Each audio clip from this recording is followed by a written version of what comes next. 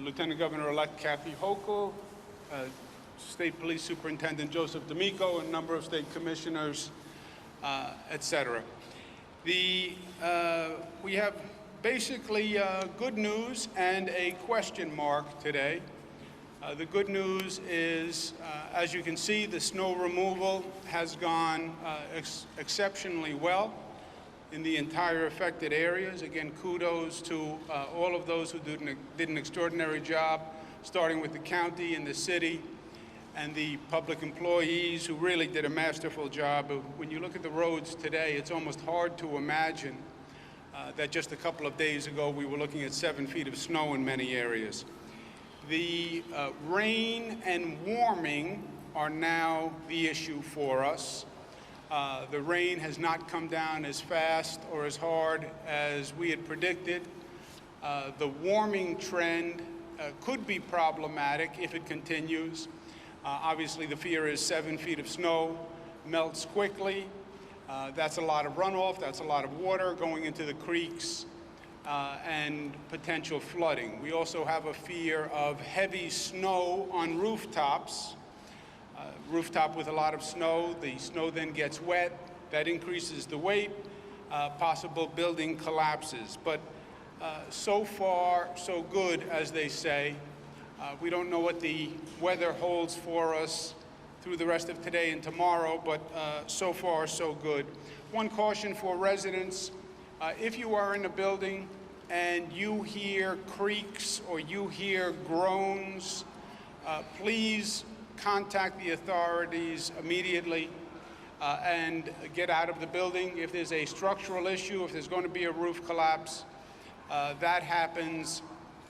That doesn't normally happen in one fell swoop. You'll normally hear noises of the stress on the structure, and that's a warning sign that people should take very seriously.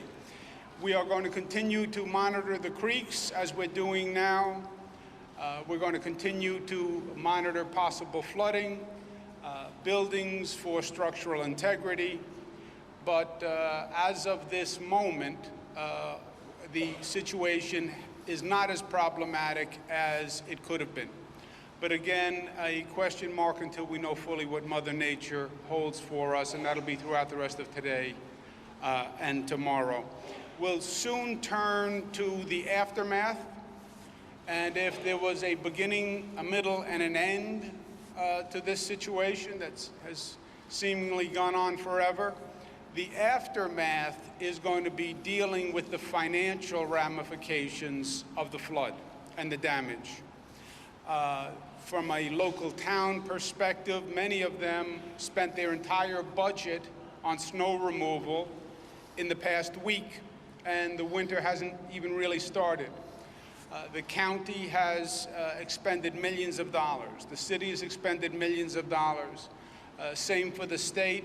Many of the local governments that contributed. And one of the things we have to talk about is with the mayor and the county executive, how do we say thank you to all the people who came in here once the situation has really passed us by? Because chatting with the senators and the congressmen, you know, you had people come to help from Nassau County, Westchester County, Albany, Syracuse, Onondaga, Rochester. It was amazing the number of governments that responded to Buffalo in a period of need. But the FEMA reimbursement is going to be paramount. And qualifying for the FEMA reimbursement is going to be the first order of business. So a full accounting by all those local governments, by all the governments that came in here, as well as individuals and companies in terms of damage. We have to hit the $27 million threshold to be considered by FEMA. That is in the law. That's nothing that the advocacy of the senator or the congressperson can do anything about. You have to meet the legal threshold. I believe we will if a thorough accounting is done. Once we meet that legal threshold, then we have to get the federal government to move with alacrity, speed, and expedition. You like those three words? Very good. Alacrity, speed, and expedition. And that's where our superb federal staff and team is going to come in, led by Senator Gillibrand and Senator Schumer and Congressman Higgins, and the entire congressional delegation can help us get FEMA here once we have the numbers done. We don't want FEMA here too early. We want to get our full accounting. But once we get the accounting done, we need the response of FEMA. We need it fast, and we need to get back our fair share for the damage. Senator Gillibrand and I have known each other a very long time. We had the good fortune to work together in Washington. I don't want to tell you how long because it will date both of us. But you couldn't have a better champion fighting for you than Senator Gillibrand. And it's my pleasure to announce her at this time. Ladies and gentlemen, Senator Gillibrand. Thank you, Governor. Well, I'm grateful to be here with the governor, our elected Lieutenant Governor, who's a dear friend of mine, served in Congress with me as well, and Congressman Higgins, our mayor, our county executive, our general from National Guard, thank you for being here, and all our other elected officials from state government. 3 quick points. Obviously, the snow has stopped falling. We have warming temperatures, which basically means that flooding is possible. So please pay attention to any travel restrictions that may be enacted if there is flooding in your community. Travel restrictions aren't just a matter of personal safety. They also need to be cleared so our first responders can move quickly. I also urge you to maintain accurate records of any loss that you have incurred. As the governor said, in order to get FEMA reimbursement, both for personal loss and business loss, we have to establish a certain level of damage. And the most accurate and best way to do that is for you to take photographs to document any losses you have, and that will allow the state and federal officials to be able to make a case to FEMA that not only has a disaster occurred, but we have incurred significant losses that require reimbursement. And last, as the governor said, I want to extend my gratitude to all of the people who helped and responded to this disaster. I know a lot of people volunteered for the Red Cross. They helped strangers get their cars out of snowbanks. They helped to shovel when it was needed. It really matters, and that's really who we are as New Yorkers. That sense of pride, that sense of can-do-ness, that sense of willingness to help someone you don't even know is what makes our state so great. I'm grateful for our governor's leadership, and I turn it over to our next speaker, who is Congressman Higgins. Thank you, Senator, and Governor Cuomo, who's been at our side since the very beginning of this and has provided great resources, great leadership, and great reassurance that however difficult this storm is, we will overcome it. And we owe you a great debt of gratitude, Governor, for your friendship to this community and for your leadership. Kirsten Gillibrand, we will work together along with Senator Schumer to ensure that this is not the end of the storm, it just enters a different phase. So we will have to assure that all of the receipts are counted, all the expenses incurred are taken into account, and we will have to fight, again, on behalf of Buffalo and Western New York, and together we are prepared to do that. Mayor Byron Brown and County Executive Mark Poloncarz, again, you have masterfully orchestrated, I think, a recovery, a removal of the snow, which is fundamentally important to getting people back to a sense of normalcy. But finally and foremost, to the people of Buffalo and Western New York, to the people of Buffalo and Western New York who have again demonstrated great toughness, great resilience, and great empathy for their neighbors. People helping others shovel out, dig out.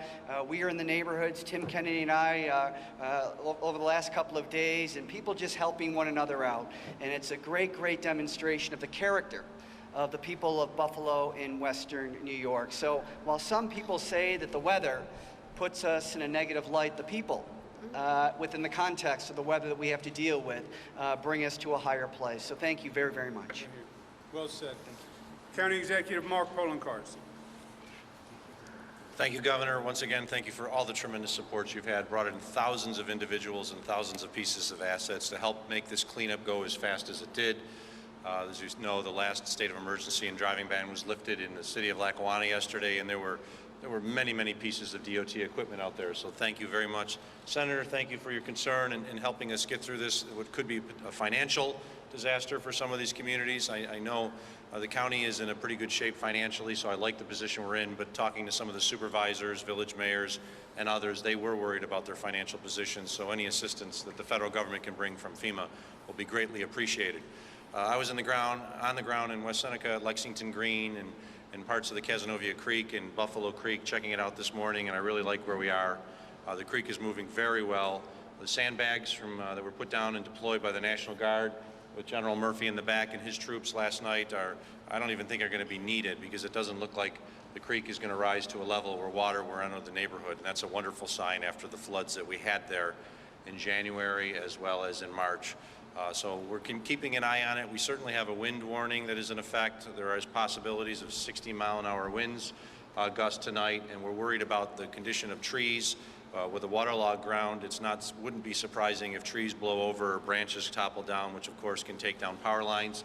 We've had briefings with National Grid and NYSEG this morning at the Emergency Operations Center between county officials and state officials. I know NYSEG and National Grid have troops already on the ground themselves. They've got plenty of supplies that they brought in just in case there are major power outages. I hope we don't have any. I know everyone wants to get back to normalcy. We've got a Bills game tonight. Not in Western New York, but in Detroit.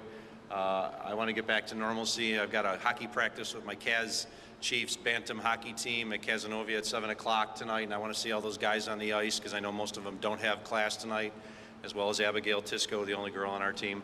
But we want to get back to normalcy, and I think we're going to get back there after today. So I appreciate everyone's support, from the mayor, the congressman, the lieutenant governor-elect, the state officials, and of course our governor. We would not have been in this position we are today if it wasn't for the governor and the support he brought to the table, because it really made a difference. Thank you. Thank you, brother. Well said. Mayor Byron Brown. Thank you very much, Governor. Well, the governor has literally been at our side every step of the way through this storm. This is the 6th consecutive day that the governor has been here with us throughout Buffalo and Western New York. I want to thank him for his great focus, support, and the tremendous resources and assets that he has brought in to help us deal with this storm and recover from the storm. I want to thank the entire congressional delegation, Senator Gillibrand, who is here today, Senator Schumer, who is here, certainly Congressman Higgins, for all of their outreach and for everything that they will do to assist us in trying to get the support from FEMA to pay for this very expensive storm. Also want to just recognize the state legislative delegation. Senator Kennedy is here, Assemblyman Ryan is here.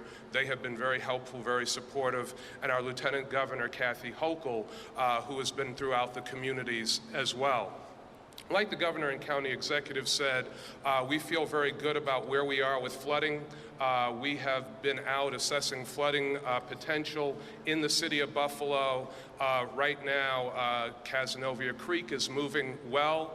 The Buffalo sewer systems are working as designed, and there has been virtually no flooding in the city of Buffalo, so we feel very good about that. We still have teams embedded with the city that the governor has been able to bring in from state agencies, from the National Guard. We also have 59 firefighters from the Yonkers Fire Department. I want to thank Mayor Mike Spano for that. Those firefighters are trained in structural assessment and water removal. We also have the Fire Department of New York Incident Management Team that is still embedded with us as well. Want to just thank the governor again for his tremendous partnership, the county executive for his great partnership. Been in touch with the governor and the county executive and with them every day, multiple times a day during the storm.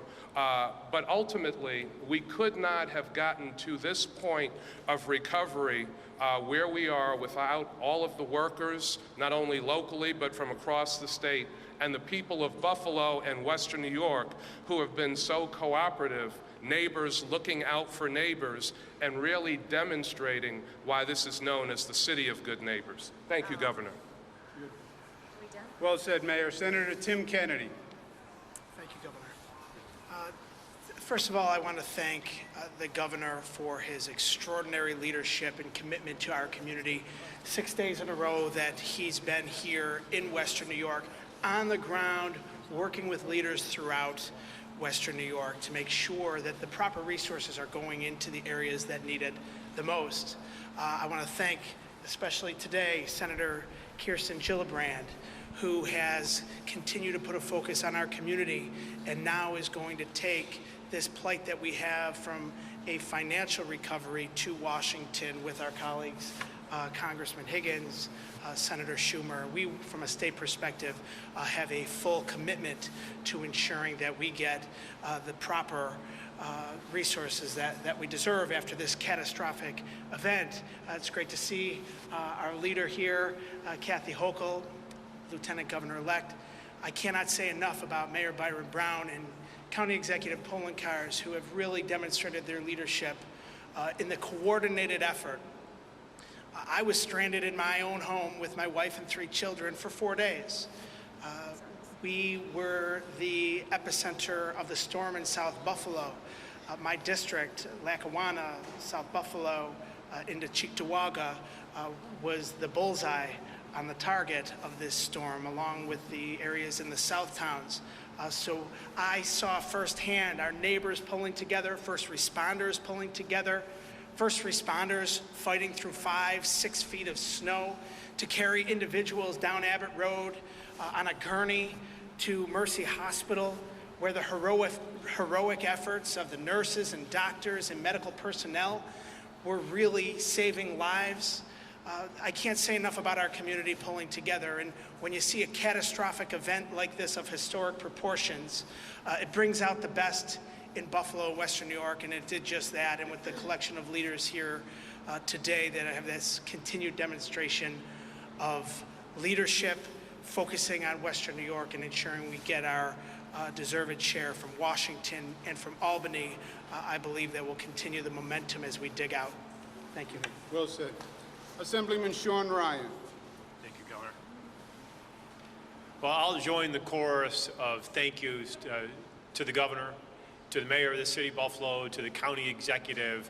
All the resources that could be brought to bear from those 3 levels of governments were brought to bear. They were brought to bear effectively and efficiently. But this all works only because of the people actually doing the work. So a thank you goes out to everyone who drove a snowplow, to every police officer, every firefighter, professional or volunteer, the Red Cross volunteers, the pharmacies who stayed open and actually had pharmacists brought in by police car and said, if you get my pharmacist there, we'll stay open to fill subscriptions. To the sub shops on Abbott Road who managed to keep their doors open for those 72 hours straight to help feed the people in the community.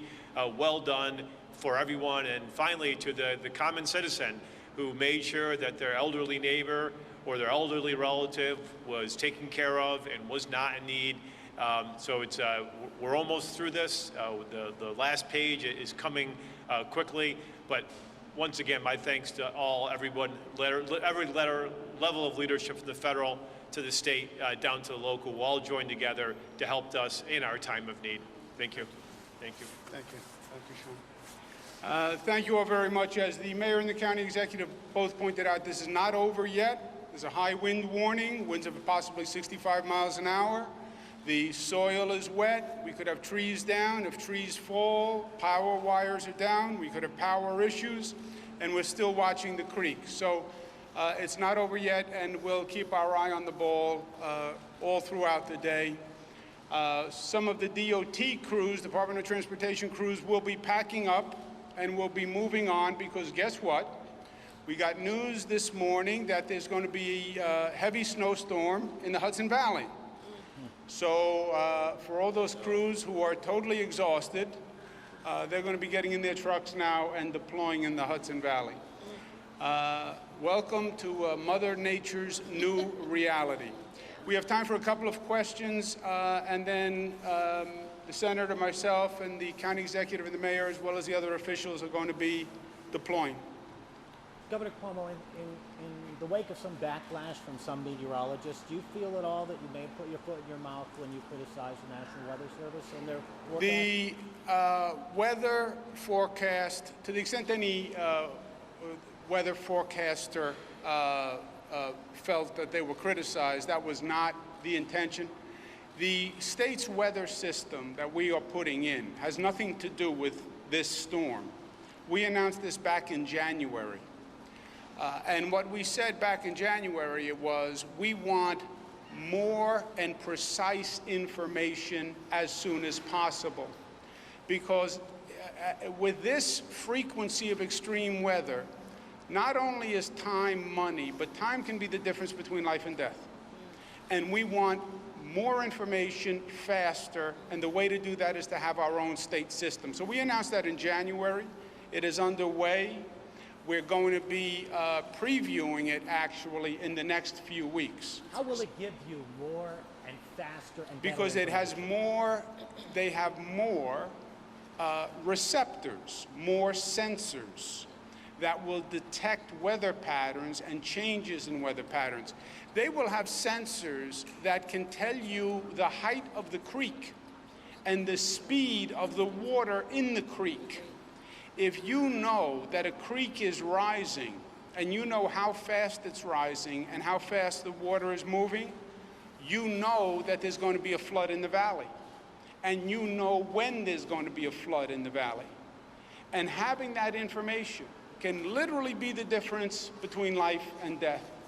So we announced back in January that it was a good investment for the state, and we've been going forward since. Governor, no one's disputing that data can be good, save lives, save homes, but our meteorologists want to know how will the $15 million be spent? I mean, help us understand what the state is truly trying to create and why it'd be any better than National Weather Service data.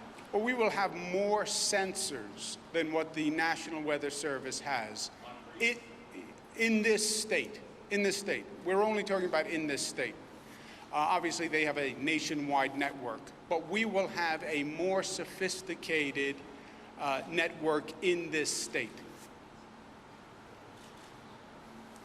Any other questions? Myself, the senator, congressman, county executive, mayor? I know, I said any other questions? Someone who didn't ask a question. You want to take this?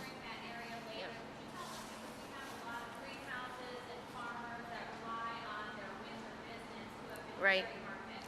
So we have two sources of funding. There's USDA funding and there's FEMA funding. FEMA, we have to get the designation. And so we're going to assess total damage to see if we can get that designation from the president. For USDA, there's a lot of funding that is available regardless. You can get non-insured crop disaster assistance program. That's basically financial assistance to producers of non-insurable, meaning non-commodity nursery plants, ornamentals, honey, maple sap. That you can get insurance that you can get now. The second thing is you can get livestock indemnity program. So we know of one farmer, for example, whose barn collapsed on 15 cows.